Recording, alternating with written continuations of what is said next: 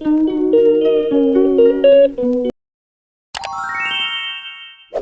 বন্ধুরা, আমি সুপ্রিয়া। তোমরা দেখছো সুপ্রিয়া লাইফস্টাইলে। সকল বন্ধুকে স্বাগত। আজকের আমি একটা নতুন রান্না নিয়ে তোমাদের সামনে চলে এসেছি।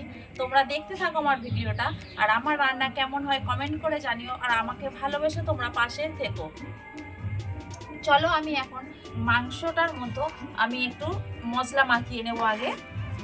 তা প্রথমে আমি দিচ্ছি নুন, তারপরে আমি দিচ্ছি লঙ্কা গুঁড়া, হলুদ গুঁড়া, দেবো আদা রসুন বাটা, টমেটো কুচি, পেঁয়াজ কুচি,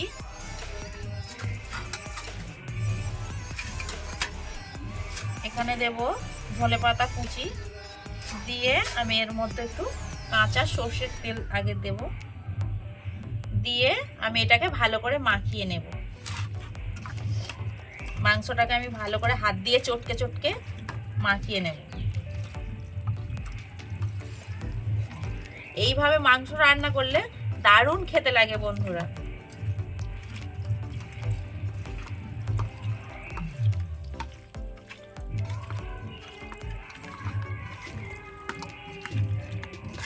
মাংস মাখানো হয়ে গেছে, আমি এটা আবার একটু ঢেকে রাখবো।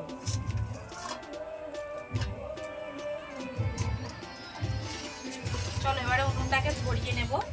আমার কড়া গরম হয়ে গেছে, আমি এবার আলুগুলোকে একটু ভেজে নেব।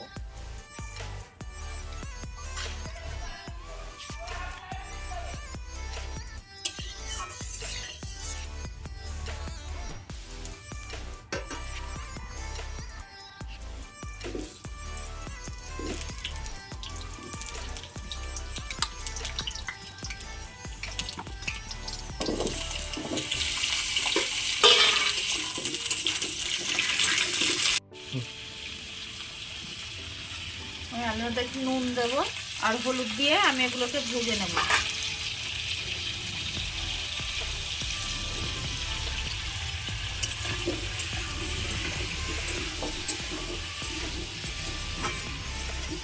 হয়ে গেছে, আমি এগুলোকে আবার তুলে নেব।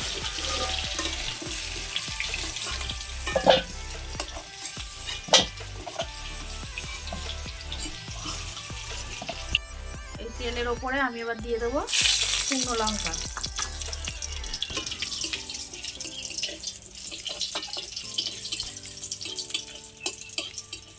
আমার মাংসতে মশলাগুলো যেহেতু মাখানো আছে, আমি এবারে মাংসটা কড়ার মধ্যে দিয়ে দেবো।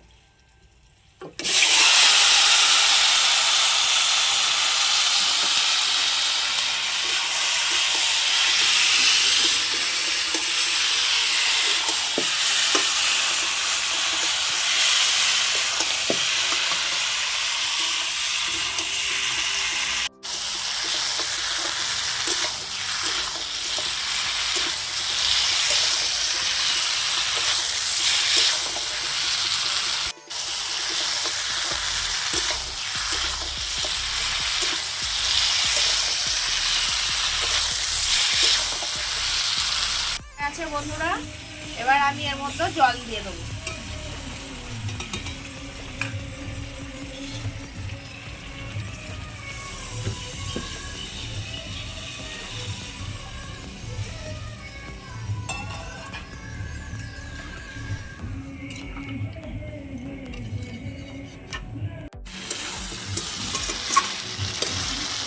বন্ধুরা, আমার মাংস কষানো হয়ে গেছে, আমি এর মধ্যে এবার দিয়ে দেবো আলু।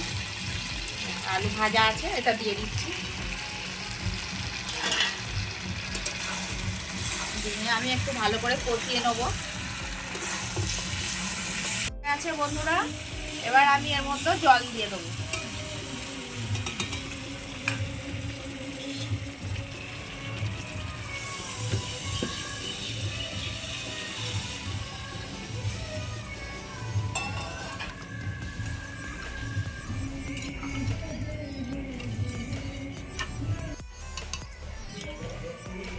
বন্ধুরা, আমার জল দেওয়া গেছে, আমি এবার একে ঢেকে দেবো। কতক্ষণ হোক, চলো বন্ধুরা। বন্ধুরা, এবার আমি ঢাকনাটা খুলে দেখবো। দেখো বন্ধুরা, আমার তরকারি হয়ে গেছে। এর মধ্যে এবার আমি দিয়ে দেবো গরম মশলা। আমি এর মধ্যে এবার গরম মশলা গুঁড়ো দিয়ে দেবো, দিয়ে একটু ফুটিয়েই নামিয়ে নেব।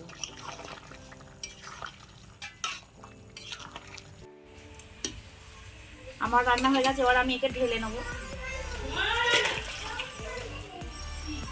ভিডিওটা আজ এই পর্যন্ত। আমার ভিডিও যদি তোমাদের ভালো লেগে থাকে like, comment, share and subscribe করে দিও।